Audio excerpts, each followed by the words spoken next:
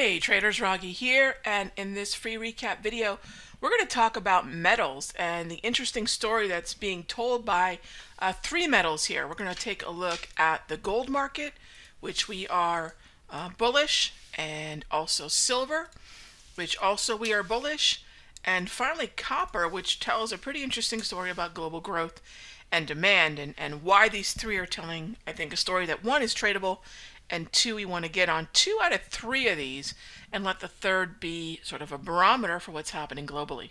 So let's take a look at gold to kick this off.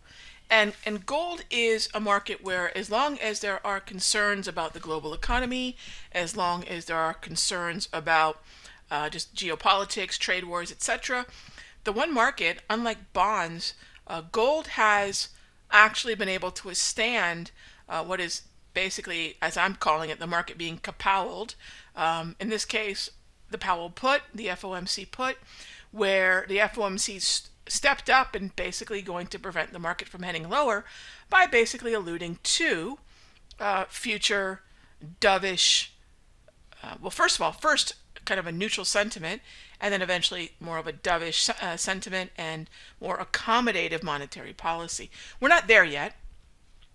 Obviously, this is all informal that the market's been presented, but it's not a formal change to the rate statement, which we would expect is coming at the end of January. At least the bulls hope that that is coming at the end of January, and then followed up by a hold at the March meeting.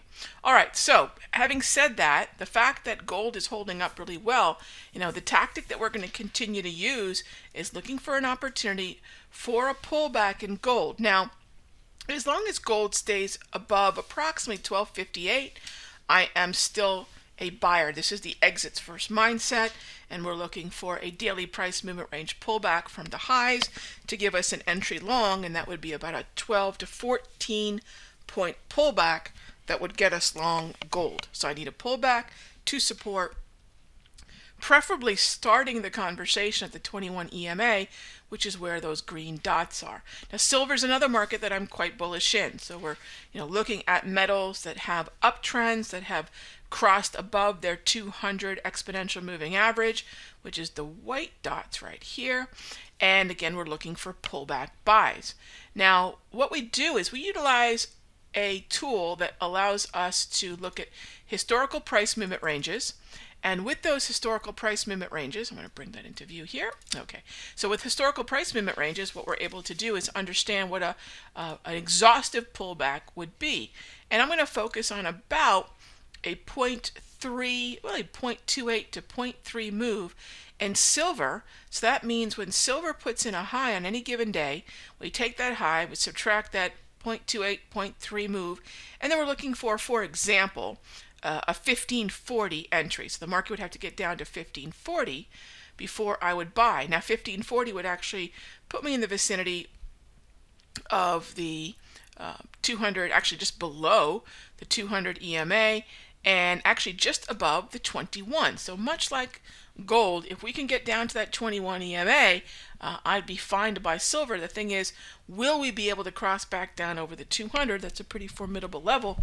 May not be able to. That could be an alternative but aggressive entry. So I would consider this, what I call an aggressive entry here, and this would be more of my moderate entry here, with conservative entries waiting a little bit below these levels. Maybe not that far below, but you can see where I'm heading. I'm always going to have 3 levels that I'm interested in entering, and then the validity for the trade is basically staying above this 15 level. I'd want my stop just below this level at, say, 1490 something. Okay, all right, so that's silver. Now copper is not a market that I think has a lot of clarity by way of the market trend. I don't think I have a lot of organization. I don't think we have a lot of structure here, but we've been very bearish on copper. You can see those previous lines, the green, the red, and the yellow. These are levels from which we've shorted before, and that was when copper was more of a chop, moving back and forth within this range. Now copper's moving lower a little bit more clearly, which means we would be open to shorts when the market were to bounce, and it's got to stay below this number basically right there. If we can stay below this number, anything from there is a short. And again, that's the point of validity, or the exits first mindset. So I don't love the structure here, but there's consistent enough red grab candles. We have punched down to a lower low, and generally speaking, there is not anticipation for economic growth yet. What we really have is a market rallying on the premise, on the promise that the U.S. central bank will be shifting to more accommodative policy, or at very least pausing the hikes. And that's why we persist in ignoring a lot of the negative news, whether that be German GDP news, whether that be U.S.-China trade war news, whether that be economic slowdown news from China, whether that be trade surpluses. I mean, there's just so many things the market has time after time after time shrugged off in lieu of saying, look, you know what? Jerome Powell is here to save the market. Can't fight the Fed, and that's where we are right now. So let's focus on some metals. They are behaving the way they should, and we'll see if we can't engage gold to the long side, silver to the long side, and some shorts in copper.